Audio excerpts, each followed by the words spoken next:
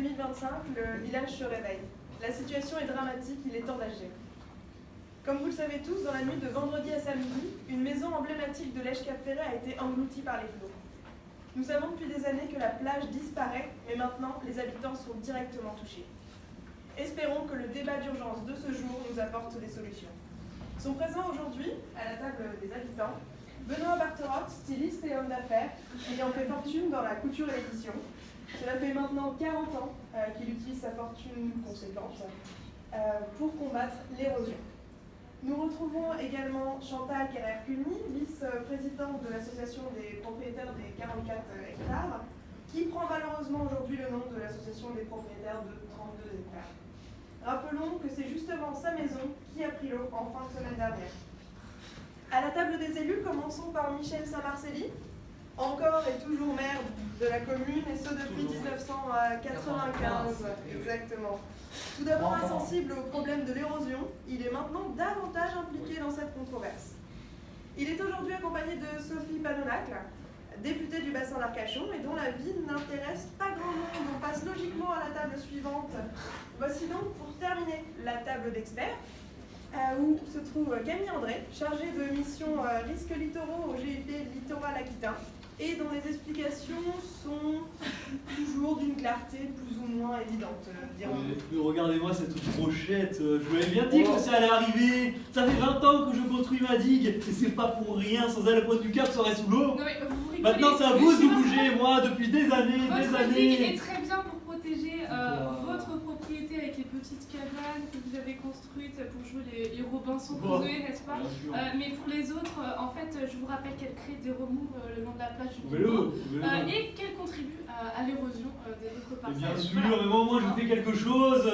Alors si j'ai l'impression que rien avance, ça part à la merde. Alors en fait, vous ne pouvez pas agir tout seul sans prendre compte de vos voisins. Au bordel de digue, quand personne ne fait rien, c'est facile. Mesdames, messieurs, calmons-nous s'il vous plaît et arrêtons de nous couper la parole à tout bout de champ. Moi, ce que j'aimerais dire, c'est que quand même, depuis la loi sur... Oui, c'est bien, on vous repassera la parole plus tard, madame la députée, si vous le voulez bien. Monsieur le maire, on ne vous entend pas? Si, écoutez, pour moi, tout baigne, peut-être même un peu trop. Si plus sérieusement, vous n'étiez pas à un débat d'experts récemment? Si, oui, le débat d'experts. Écoutez, je vais vous faire un petit topo, si vous me permettez. Bien sûr. Donc là, vous voyez, c'est la pointe du Cap Ferret, avec en rouge la maison de Chantal. Enfin, c'était la maison de Chantal. Oui, merci Michel. Elle qui avait toujours voulu avoir les pieds dans l'eau. Enfin, ouais, franchement. Oui. Bon, ne remuons pas le courant dans la digue, pardon, le couteau dans la plaie.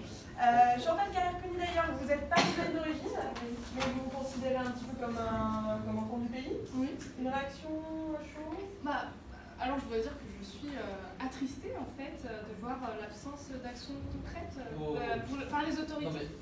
Je m'adresse tout particulièrement à vous, monsieur Saint-Marcelli, vous dont la léthargie légendaire en la matière sévit depuis moult décennies. Et vous aviez déjà promis de ne pas vous représenter pour les élections 2020. Décision qui aurait peut-être été sage de suivre jusqu'au bout.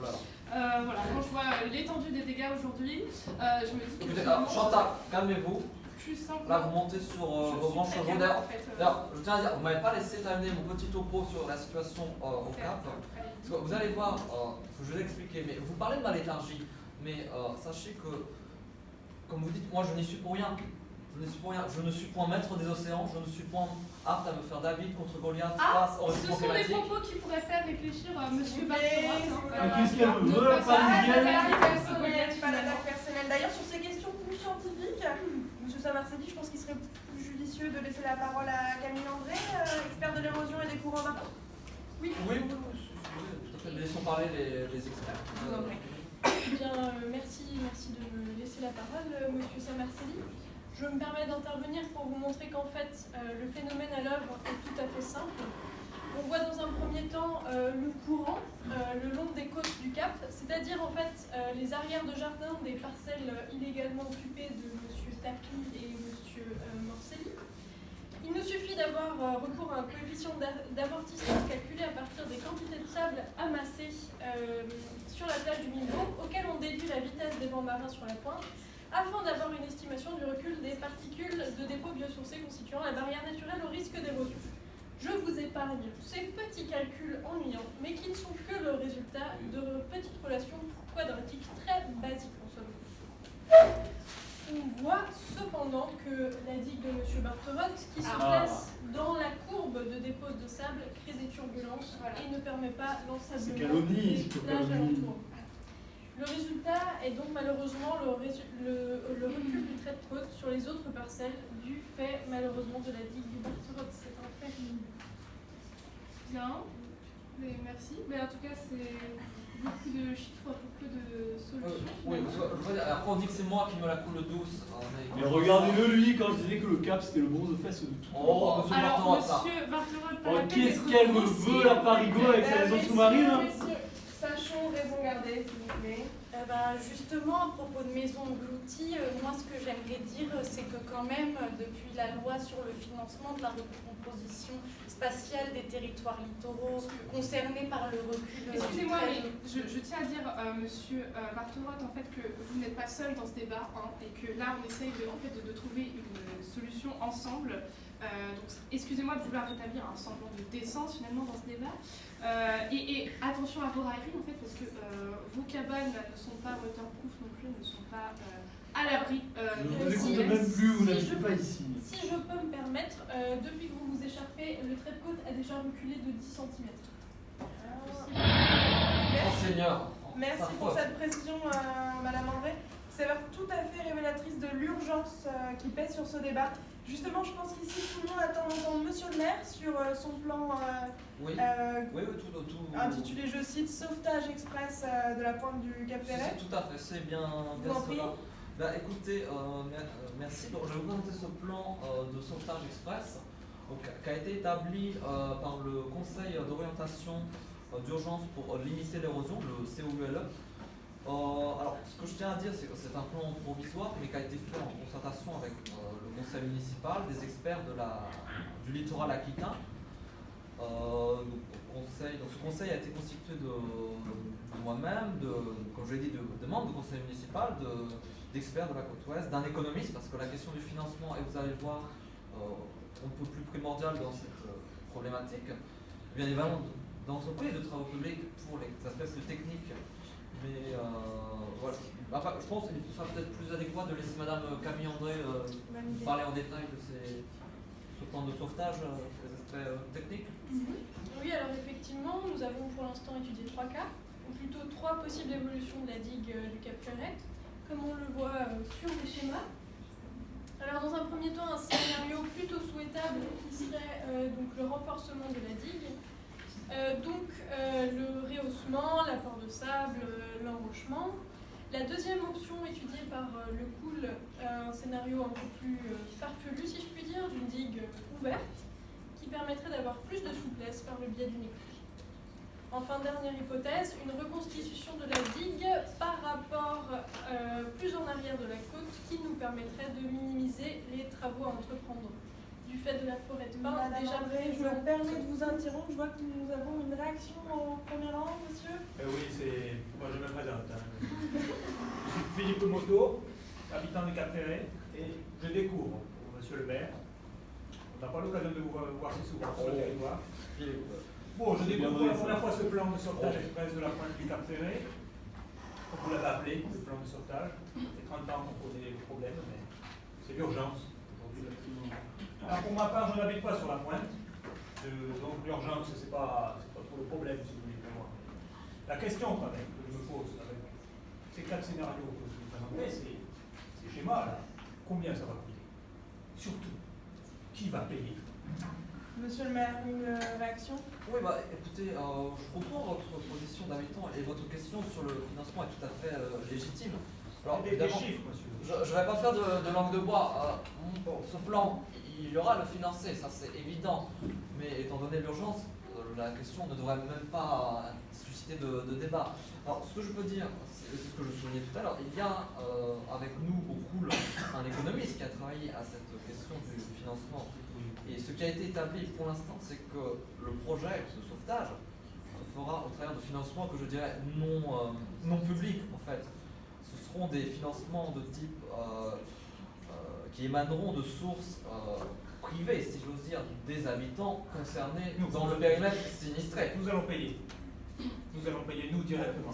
Oui, en quelque sorte. Et cette histoire du consentement à payer, vous pouvez nous expliquer un peu? Bon, moi, ce que j'aimerais dire, c'est que quand même, depuis la loi sur le financement de la recomposition spatiale des territoires littoraux concernés par le recul du trait de côte, nous avons déjà obtenu une indemnisation de relogement pour les habitants du Cap Ferret ayant construit hors zone à risque. Et nous sommes aujourd'hui en mesure d'espérer ce financement. On va repasser sur la question du plan de sauvetage, parce que moi j'ai entendu quelque chose qui m'intéresse en fait, monsieur le maire. C'est intéressant ce que vous dites là, parce que je tiens à dire que le quartier que je représente, donc le quartier des 31 hectares, que je représente a toujours été injustement considéré comme un ghetto de riches. Et là, on se désintéresse de notre sort depuis des années, puis là on nous présente tout d'un coup un plan magistral et on devrait payer donc, pour ce plan tout d'un coup, alors qu'on paye depuis très longtemps, on fait les frais de votre inaction chronique depuis 30 ans, je ne comprends pas en fait. Ah non, pas encore. Donc moi, je disais donc qu'il va falloir se faire à l'idée qu'il est temps d'abandonner la défense pour adopter la solution de repli. Notre collaboration avec le ministère de la Transition écologique et solidaire nous a bien montré que... Comment on va tout de même pas abandonner notre patrimoine, nos maisons, notre vie. Mais quand comprendrez-vous enfin que le relogement est la seule solution pour sortir la tête de l'eau?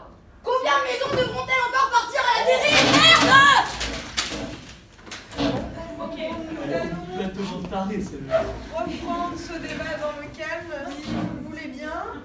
Parce que moi j'ai beau avoir vu mon terrain finalement partir, ma maison s'ouvrir petit à petit, je ne pense pas que la question du relogement est une solution en fait. Pour moi c'est inacceptable. En fait l'État n'aurait jamais dû se désengager de la restitution d'une digue et de la solidification des renforts existants.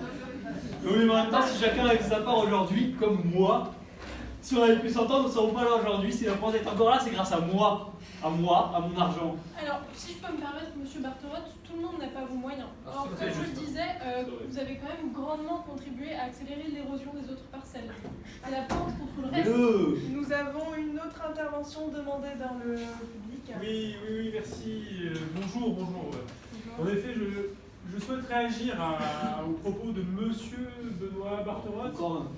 Que nous avons encore l'honneur d'entendre sur le sujet de l'érosion au Cap Ferret. Alors j'aimerais, en tant qu'habitant du Nimbo local, vous faire part de ma frustration, monsieur Bartherotte. Oui. C'est quand même assez terrible de faire le constat que des gens comme vous ont le culot, j'aime bien le culot, de construire des ouvrages d'art d'une telle importance, aussi conséquents, sans demander aucune autorisation, ni à la mairie, ni aux riverains, ou aux habitants de la commune. Alors, je crois qu'il n'est pas possible aujourd'hui de réagir à des problèmes de cette envergure avec des initiatives strictement personnelles, et dont d'ailleurs je pense que vous ne mesurez même pas les conséquences. Voilà, les débats publics tels que celui-ci, monsieur Bartherotte, eh bien, ils ont pour but, je crois, de nous rassembler pour que nous puissions trouver une solution ensemble. Laissez-moi, vous auriez le cul dans l'eau. Merci, monsieur, pour cette intervention plus que limpide. Oui, et j'aimerais appuyer les propos de ce monsieur, parce que en fait, vous ne pouvez pas vous accaparer le sort du Lèche Cap Ferret comme ça. Hein. Bientôt, on dira qu'on habite Bartherotte-sur-Mer. C'est ça que vous voulez, en fait.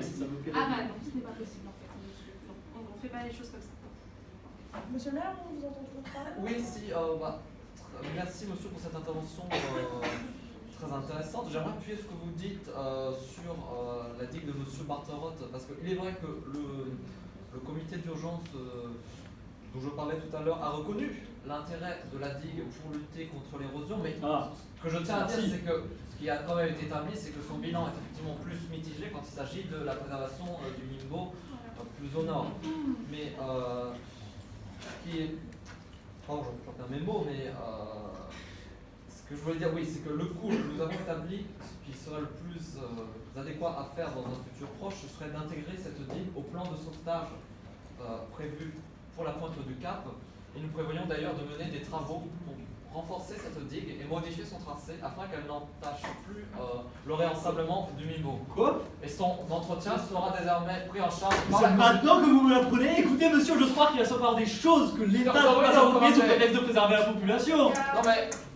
C'est un projet que j'ai monté seul, que je poursuivrai seul jusqu'au bout. Ça va, les Votre filles, plan là. de sauvetage, il est très bien gentil, mais il arrive trop tard. C'est ma digue, ma bataille. On a bien compris. C'est- Très bien, très bien. Quoi qu'il en soit, pour nous éclairer dans nos débats, la voix d'un expert local au cœur même de cette controverse serait plus qu'intéressante, j'imagine. On me dit dans l'oreillette qu'il souhaiterait justement nous rejoindre en vidéo pour faire Oh, mon bébé. Je suis fatiguée. Tous les jours, les flots me submergent. Petit à petit, je coule. Vous vous battez, mais en attendant, la côte recule. Je suis érodée. À chaque tempête, c'est la même chose. Vous parlez, mais personne ne se rallie à la cause. Alors... Je me quitte, ne demande pas pourquoi je suis parti sans motif. Parfois, je sens mon cœur qui s'endurcit. C'est-à-dire